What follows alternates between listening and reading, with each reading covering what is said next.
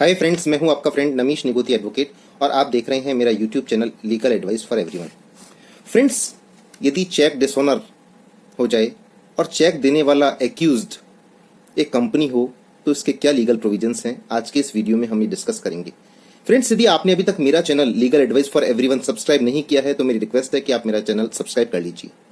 Friends, section 141 of the negotiable instrument act ये कहता है कि यदि चेक डिसऑनर हो जाए और चेक देने वाला व्यक्ति या ऑफेंस करने वाला व्यक्ति कंपनी हो तो वह कंपनी लायबल है और उसके वो सभी director, manager, officer in-charge liable हैं जिनकी नॉलेज में या जो जिनके डे टू डे अफेयर को जो कंडक्ट करते थे, कंपनी के जो बिजनेस का संचालन करते थे, उनकी नॉलेज में और उनकी कंसेंट से चेक दिया है तो वो सभी डायरेक्टर, मैनेजर, इंचार्ज लायबल हैं।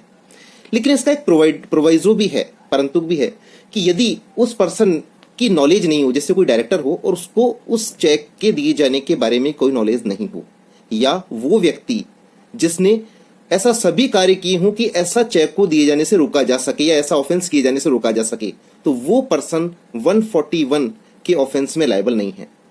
इसके बाद वो व्यक्ति भी लायबल नहीं है जिनको किसी कंपनी का डायरेक्टर इसलिए बनाया गया हो क्योंकि सेंट्रल गवर्नमेंट और स्टेट गवर्नमेंट के ऑफिसर हैं और उनको ऐसी पोस्ट होल्ड करने के लिए एक कंपनी का डायरेक्टर बनाया गया है, तो वो पर्सन भी इसमें लायबल नहीं है।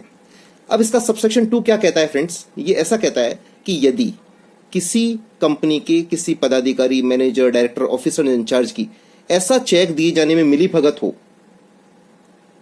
किसी सेक्रेटरी हो सकता है, डायरेक्टर, मैनेजर हो सकता है, तो वो भी उसी तरह से लायबल है, चाहे भले ही उसने उस चेक पर हस्ताक्षर नहीं किया हो, लेकिन उसको डे टू डे अफेयर में पूरी जानकारी हो और उसकी आपस में कंसेंट और मिली भगत हो ऐसा चेक दिए जाने की, और वो चेक डिसऑनर हो जाए तो वो भी व्यक्ति लायबल है। फ्रेंड्स, जहां तक कंप्लेंट ड्राफ्टिंग की बात है तो 138 नेगोशिएबल इंस्ट्रूमेंट एक्ट की कंप्लेंट ड्राफ्ट करते समय यदि अभियुक्त एक कंपनी है तो उसके टाइटल में लिखना चाहिए complaint under section 138 read with section 141 of the negotiable instrument act. उसमें सबसे पहले उस कंपनी को जरिए managing director oblique officer in charge party बनाना चाहिए। उसके बाद उन सभी निदेशकों को या मैनेजर को या ऑफिसर इंचार्ज को पार्टी बनाना चाहिए जिसने चेक को प्रत्यक्ष रूप से दिया या वो उस बिजनेस में डायरेक्टली इन्वॉल्व है जिस बिजनेस के लिए वो चेक दिया गया है, और उन सबको पार्टी पक्षकार बना करके ये परिवाद पत्र प्रस्तुत करना चाहिए। फ्रेंड्स, मैनेजिंग डायरेक्टर को आवश्यक रूप से पक्षकार बनाना चाहिए क्योंकि और जिसने चेक को साइन किया है उस डायरेक्टर हो या मैनेजिंग डायरेक्टर हो या मैनेजर हो, उसको भी उस परिवाद पत्र में आवश्यक रूप से पक्षकार बनाना चाहिए। अब सेक्शन 141 का एक्सप्लेनेशन ये कहता है कि कंपनी का मतलब कॉर्पोरेट भी है, फर्म भी है, और डायरेक्टर का मतलब है फर्म के पार्टनर्स भी हैं। तो इस यहां कंपनी की डेफिनेशन में फर्म भी आती है, चाहे वो लिमिटेड लाइबिलिटी फर्म हो चाहे पार्टनरशिप फर्म हो, और डायरेक्टर्स में फर्म के पार्टनर्स भी आते हैं। फ्रेंड्स, ऑनरेबल सुप्रीम कोर्ट ने 2005 में 20 सितंबर 2005 को एक बहुत इंपॉर्टेंट जजमेंट पास किया और कंपनी के कौन कौन से डायरेक्टर्स लायबल होंगे इस बारे में एक specific guidelines honourable Supreme Court ने इशू की।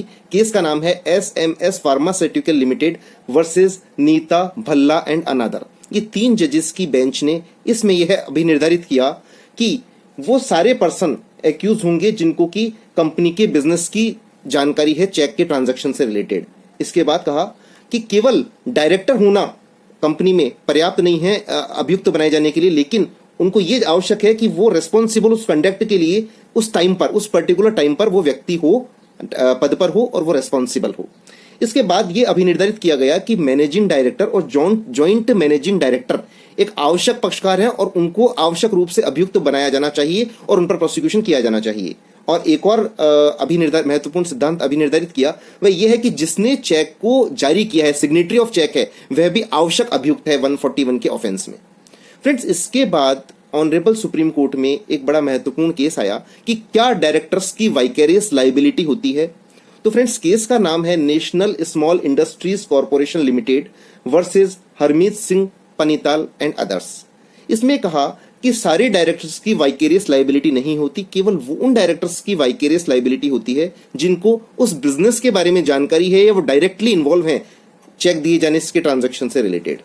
दोस्तों, इसके बाद एक बड़ा महत्वपूर्ण ऑनरेबल सुप्रीम कोर्ट ने एक जजमेंट पारित किया।